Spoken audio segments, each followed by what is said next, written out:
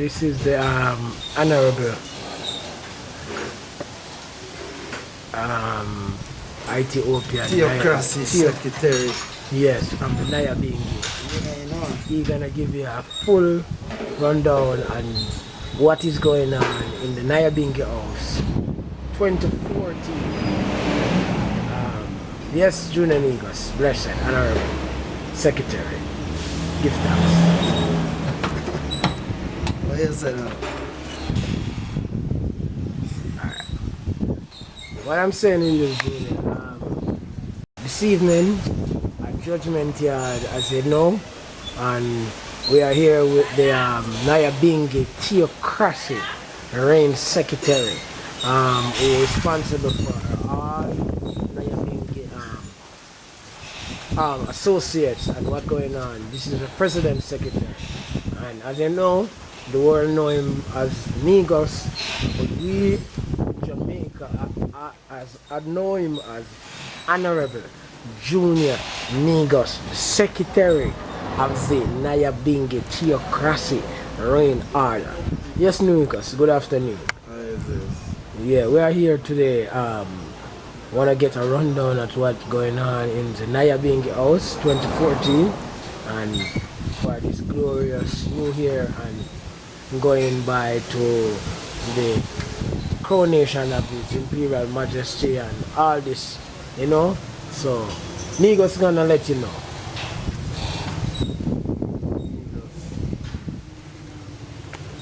Yes, I say blessed is I that walk in the hopes of the Lord, you know. I stand it in the ways of sinners and sit up in the seat of the sky. And the light is in the teaching of Emperor Haile Selassie I the first. And in the teaching does I meditate day and night. And I must be like the tree that is planted by the rivers of waters that bringeth forth thy fruits in thy season. And thy consecration must never wither. And whatsoever I do it must prosper. The ungodly are not so, but are like a shaft that these words driven back. Therefore the ungodly shall not stand in this judgment, and sinners in the congregation of the righteous. As Emperor Haile Selassie, I know the ways of the righteous, but the ways of the ungodly must perish. Blessed be thy most high, Emperor Haile Selassie the first. The words of thy mouth and the meditation of thy heart be acceptable, you know, most high. Highly high, Selassie the first. Yes, blessed be to each and every one, you know. Mr. Cameron, Black Magazine. Bless. Well, you know, the Nyahbingi order is an order from that time, you know, treading out of Africa, resurrect here in Jamaica within the time of about 1947 up at Pinnacle with the Honorable Leviticus priest called Patriot Leonard P. Oil. You know, there Leonard originated the beat of the Nyahbingi 1-2 that we now chant in Jamaica and, you know, in Jamaica here, you know. So from that time, congregation gathered at Pinnacle in anticipation to treading home back to Africa, you know. Out of that we had what was called the Ground Nation. Well, as you know, Pinnacle was raided and deal with some serious atrocities by Queen Elizabeth colonial government and caused the separation and segregation and scatteration of the Rastafari movement. Some trod on to Montego Bay, some trod on to the Baka Wall, which is now Tivoli Gardens, you know. Treading up from about 1954 after Pinnacle was destroyed.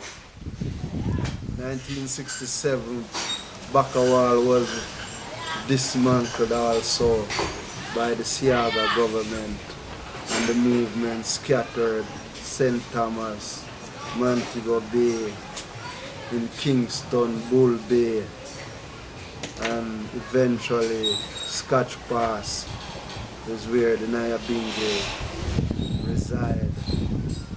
from the patriarch Leonard Howell, we had as the first Leviticus priest, and you would say founding father, who put his life on the line, suffered all the atrocity from the colonial government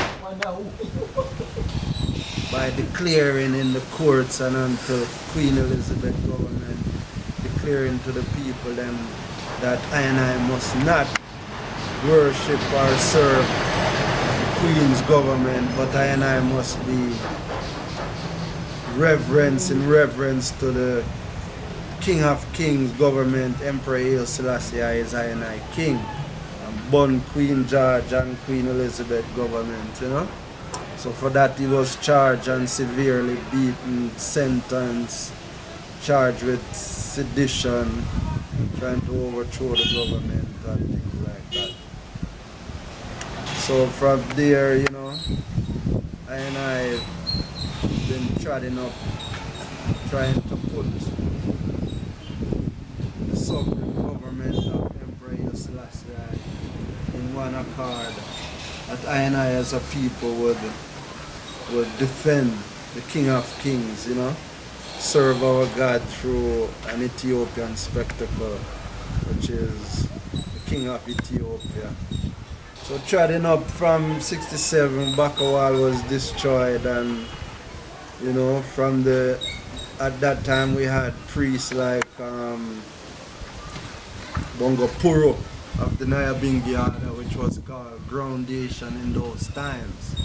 1958, of course, Prince Edward Emmanuel I gathered the congregation, and the EABIC was established, Bobo Shanti Congress, with Holy Emmanuel as the high priest, you know. But that was an organization and a foundation for training priests. So the Bobo Shanti is an order made out of a priestly order, you know. But the Nyahbinghi is the congregation. The objective is to bring the two together, where you'll have the priestly order administrating amongst the congregation, you know.